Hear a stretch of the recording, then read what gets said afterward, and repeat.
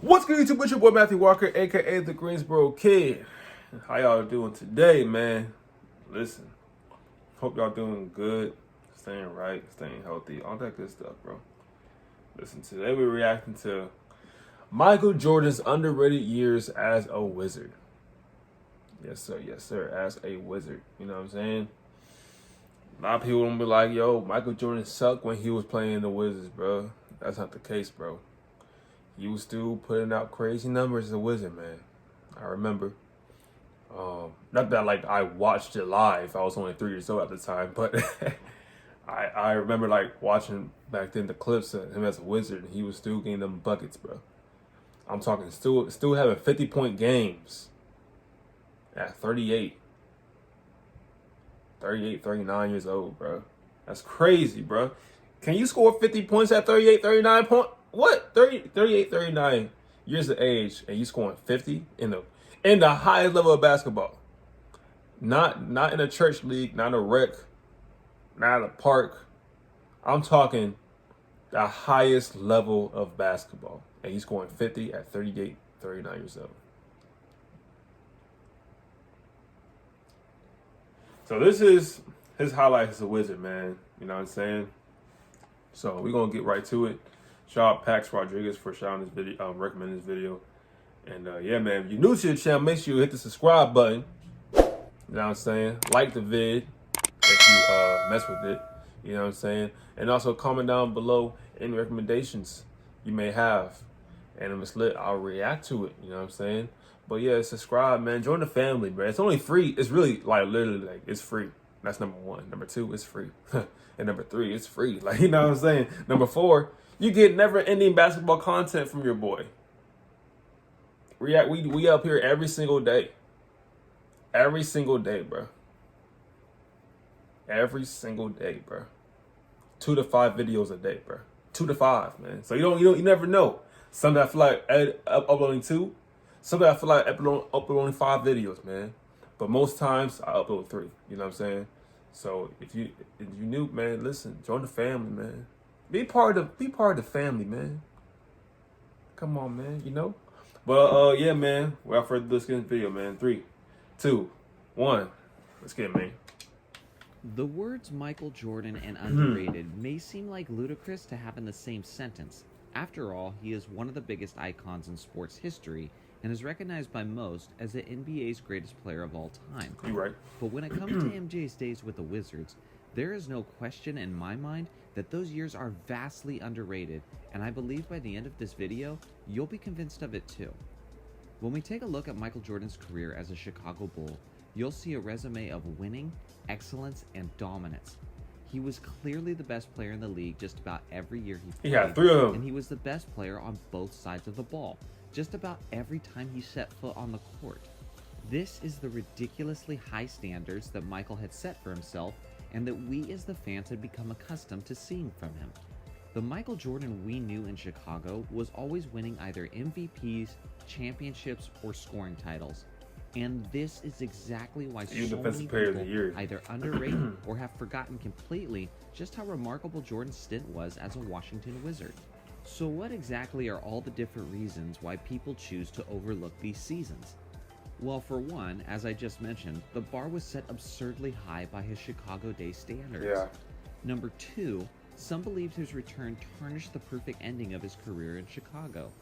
And number three, the bitter ending of Jordan's relationship with the Washington Wizards organization. After Jordan retired as a player from the Wizards, Jordan assumed that he would be able to return to his front office position as director of basketball operations with the Wizards.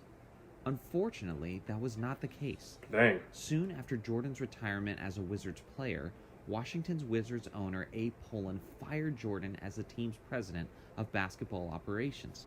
Dang. Jordan's previous tenure with the Wizards front office had produced mixed results.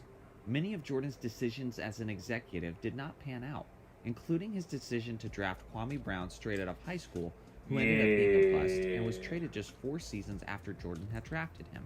Yeah, his drafting Jordan skills later stated that he felt betrayed, and that if he had known that he would be fired upon retiring as a player, he would have never come back to play for the Wizards in the first place. He got a mellow ball though. Regardless, he got mellow. Jordan had mellow returned ball. to play 2 So years that's for a the dub. Wizards, And despite the fact that those 2 seasons failed to live up to his glory days in Chicago, and despite the fact that those 2 seasons ended in a bitter firing, those seasons were still utterly remarkable, and in my opinion, they are 2 of the most underrated seasons in NBA history. So at this point, sit back and enjoy as I break down the astonishing details about Jordan's underrated years with the Wizards. When Jordan had retired from the Bulls at the end of the 1998 NBA season, Jordan claimed he was 99.9% sure he would never play in the NBA again. As we all know, that 0.1% chance prevailed, and Jordan returned to the game he loved. Jordan's passion for the game was seen immediately upon his return, as he announced that all of his earnings from these upcoming seasons with Washington, he would be donating to disaster relief funds for the 9/11 attacks in New York. That's what's up, man. After being all of his completely apart from earnings. competitive basketball for 3 full seasons, Jordan was returning as a 38-year-old who was trying to get back into basketball shape. The comeback had plenty of physical obstacles as well. Jordan was heading into his return dealing with tendinitis in his wrist and in both of his knees. During a pickup game that offseason, Ron Artest had broke 2 of Jordan's ribs while playing physical defense on Wednesday. Jordan would also go on to have fluid drained from his knees multiple times throughout that year. I remember that, yeah. Michael Jordan was joining a Wizards team who had finished the previous season with the 3rd worst record in the entire NBA at 19-63, despite the fact that they were playing in a much weaker Eastern Conference. They also had the 2nd worst defense in the league in terms of opponents' points per game. They weren't just a lottery team. The Wizards were coming off of their worst season in franchise history. The deck was stacked against him, and Jordan and the Wizards' 0-1-0-2 season got off to a slow start at 2-9, but they began to figure things out and went on a 9-game winning streak to improve their record to 14-12. Just 2 games later, Jordan had his worst performance of his return, shooting 2 for 10 from the field, finishing with only 6 points and losing by 27 points to the Indiana Pacers. Jordan was ice cold that entire game, and due to that, Michael's coach Doug Collins played Jordan in a reduced role, finishing the performance with only 25 minutes played. Jordan's 6-point game meant that his all-time great streak of 866 games with at least 10 points had come to an end. This poor performance and reduced minutes led Jordan to question his coach's faith in his abilities. You know, that bus is lonely as a coach when you're sitting there after you've got your head handed to you.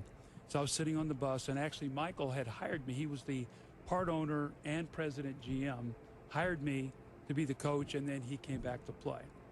I'll never forget this moment ever as a coach. This to me was greatness. He got on the bus and he said, "Scoot over." And he looked at me and he said, "Do you think I can still play?" And I said, "Absolutely. That's why I'm here, to be here to help you." He said, "You know, to be my coach, you have to believe in me and believe I can still play." And I said, "Michael, I believe in you." We play the New Jersey Nets the next night. And Michael scores the first 3 times he has the ball. Byron Scott takes a timeout, and Michael comes over and he says, "I want the ball right there the rest of the game, and don't take me out till I tell you." And so that's fine by me. So with 2 minutes to go in the game, he gives me the sign like, "That's enough." I take him out of the game. He walks over to the bench. I said, "Michael, what happened tonight?" He said, "Well, the guy who was guarding me was told me his back was hurting. Don't ever tell me you got a problem." He said, I'll make you pay for that." 51 points later. 51 points at age 41. He came back the next game with 46. And he looked at me and he said, "I told you I could still play." Jordan responded in the following game the way a champion responds. He proved beyond a shadow of a doubt that he could still play in this league. Jordan was torching the Charlotte Hornets, playing like a man possessed. He scored 51 points on 55% shooting, adding 7 rebounds, 4 assists, and 3 steals. Jordan continued his dominance into the following game, scoring an efficient 45 points, 10 rebounds, and 7 assists on an extremely talented New Jersey Nets team that went on to the NBA Finals that season. With these remarkable performances, Jordan became the only player in NBA history to score 50 points in a game in 3 different decades. No other player in NBA history has even done 40 points in a game in 3 different decades. Less than a month later, he had another back-to-back 40-point games, including a game-winning buzzer beater over the Cleveland Cavaliers. The Wizards started the season with a 26-21 record, and on the 47th game, Jordan collided with a teammate and tore his meniscus. He tried to play through the pain and on reduced minutes, but after another 14 games, he had arthroscopic knee surgery to repair the knee, and his season was over. Before Jordan's injury occurred, Jordan was averaging 25.1 points per game, 6.2 assists, 5.3 rebounds, and 1.5 steals per game. At 38, it's man. Unfortunate that we didn't get to see a healthy Jordan make it through the season. 40. Because the reality was, he was getting better as the season progressed and as he got back into basketball shape. In his last 20 games leading up to his injury, Jordan was averaging 27.5 points per game, 6.4 assists, 5.2 rebounds, and 1.3 steals per game on 44% shooting. In his last 10 games leading up to the injury, Jordan was averaging 29.7 points, 6.6 assists, 6.1 rebounds, 1.2 steals on 47% shooting. Also before Jordan's injury, the Wizards were on a 47-win pace and were well in the playoff hunt. Up to that point, no team in NBA history had ever been a sub-20 win team and got on to have a winning record the following season. Jordan had the Wizards well on their way, up until the meniscus happened. Something else to consider is that the Wizards' second option, Richard Hamilton, missed 5 weeks of their 26-21 stretch due to Hamilton's groin injury. After Hamilton healed and returned to the floor, the Wizards went on a remarkable 15-1 streak while they had both Jordan and Hamilton healthy on the floor. When you add all of this up, you begin to realize that not only did Jordan take one of the worst teams in the league and make them competitive, but had it not been for his knee injury, the Wizards would have had a legitimate shot at the first seed in the Eastern Conference. They would. Yeah. Not only was MJ getting better offensively as the season went on, but his defensive impact was getting better as well. Remember how the 2001 Wizards had the second worst defense in the league in terms of opponents' points per game? Jordan was the Wizards' only significant addition to their 2002 season, and at the time the knee injury had occurred, he had improved the Wizards to the 6th best defense in opponents' points per game, allowing only 92.2 points. Wow. In Jordan's last 35 games leading up to the injury, the Wizards were allowing only 90 points per game, on pace to have them ranked 3rd overall defensively in the entire NBA. In the 15-1 stretch that Jordan and Hamilton were both actually healthy and on the floor together, the Wizards were allowing just 86.3 points per game, which was by far the best defense in the entire league. The Miami Heat finished as the number 1 defense that season, allowing a higher 88.7 points per game. If Jordan and Hamilton had been able to remain healthy for the duration of the 2002 season, they may have finished with the best defense in the entire NBA. Again, with Jordan being the only major addition, the Wizards went from the second worst defense in the league to one of the best the NBA had to offer. With only just adding Jordan. That's the effect a 38-year-old Michael Jordan had on a lot 38. Adding a 38-year-old Michael Jordan's Jordan. knee injury and eventually the termination of his season, the Wizards absolutely imploded, winning only 11 of their next 35 games. After Jordan's injury, the Wizards allowed an average of 96.8 points per game, which would rank them in the bottom half of the league at 19th. With Jordan being the only significant addition to the Wizards roster between the 01-02 season, the Wizards roster improved 16 wins. Outside of Jordan, the 2002 Wizards' only additions were 5 bench players, who each played few minutes. Tyronn Lue played 20 minutes per game, rookie Kwame Brown played 14, rookie Brendan Haywood played 13, rookie Etan Thomas played 13, and rookie Bobby Simmons played 11. Again, the addition of Jordan was the only significant addition, and the team was transformed defensively and won almost twice as many games as the year before. Jordan was still dealing with injuries heading into the following season, and because of this, Jordan started the first 15 games of the 2002-2003 season coming off of the bench. In his second season in Washington, Jordan was the only Wizard to play all 82 games, and he was 40 years old. He also became the only 40-year-old in NBA history to score over 40 points in a game, which he did several times that season. He also became the oldest player in NBA history to average at least 20 points per game.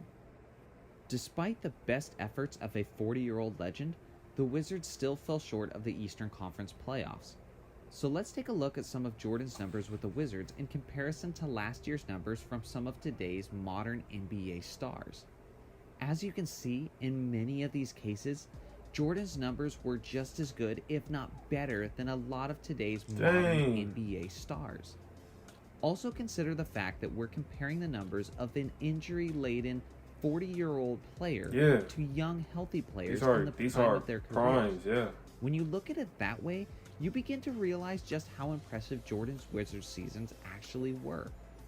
Now let's take a moment to compare Jordan's seasons to other legends when they played as a 38 or 39-year-old. As you can see, these numbers aren't even close to Jordan's level of production at the same age.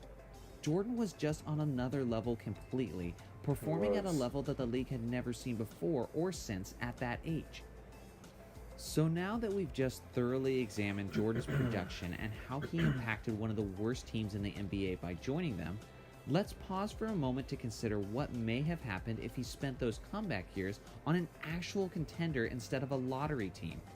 If he had played for a contender, he likely would have been able to preserve his health and minutes for the playoffs. What if he had joined his old running mate Scottie Pippen on a loaded and contending Blazers team? What if he returned to Phil Jackson to play alongside Shaq and Kobe on the dynamic Lakers? That would be stupid. Are we potentially looking at an even greater 8-0 finals record for Michael Jordan? I know many people these days, especially the younger crowd, like to discredit Jordan's legacy because of the perceived lack of athletic competition Jordan had during the 1980s and 90s relative to today's basketball. But before you jump on that bandwagon, I want you to consider this. In the early 2000s, Jordan was, in terms of impact and statistically, one of the best players in the NBA as a 38 to 40-year-old, and he did all of that production while being way past his prime athletically, dealing with numerous injuries, all while being guarded by greats like Kobe Bryant, Vince Carter, and Tracy McGrady, night in and night out, who were all in their early 20s. Does that sound like athletic competition to you? Does that sound like a prime Jordan would have been the best regardless he did of the more era than you keeping place up. him in? He That stayed is with certainly him. what it he didn't have sounds to keep like up. to me. Like, shoot, bro. That's real crazy, man. That's real crazy. He even had a better career in his late. Wait, nah, because I think D-Wade retired like what? At 36? 36, 37? That's crazy, man. You know? I do wish that, like, MJ did continue to play after the 98 season with the Bulls. I did wish. Obviously, I watched The Last Dance, so I know what happened. But I did wish that they had another chance to go up for another year, man. Phil Jackson, Dennis Rodman, Scottie Pippen, Michael Jordan. Really to keep going into, you know what I'm saying, someone was there to stop them, really. Because I think they could have gone, like, at least, they probably could have got two more, really, you know? But the fact that he still came back, bro, that's nothing but respect. Nothing but respect. To not have any, like, shame with that. Because some players kind of would probably feel embarrassed or feel some type of way coming back at such a older age to where it's like self-conscious or like not confident in themselves that they could even keep up with the prime generation, you know. But the fact that Jordan put up numbers, he put up numbers like as if he was 25, bro. You feel what I'm saying? 28, like at 38 to 40 years old, bro. And then to stay with last season, all 82 games, bro. Even because Jordan always had high standards. That's the thing. So when he joined the Wizards, he may not be as great as he was in the Chicago Bulls, but in the Wizards, he was still great. You feel what I'm saying? It's like saying, you know, basically he reached for the moon. You know what I'm saying? But if he didn't get to the moon, he was still at the stars. You feel what I'm saying? Like, he was still higher than everyone else, you know? So, that's nothing but respect, man, you know, for MJ. Real talk. Real talk. But that's going to do it for this video, man. Hope y'all enjoyed. Yeah, man. It was good, informative vid right here, you know? So, yeah, man. If you're new to the channel, make sure y'all like, comment, subscribe so don't miss a beat. And, yeah, make sure y'all stay right, stay healthy, stay blessed. Love you very much. Peace.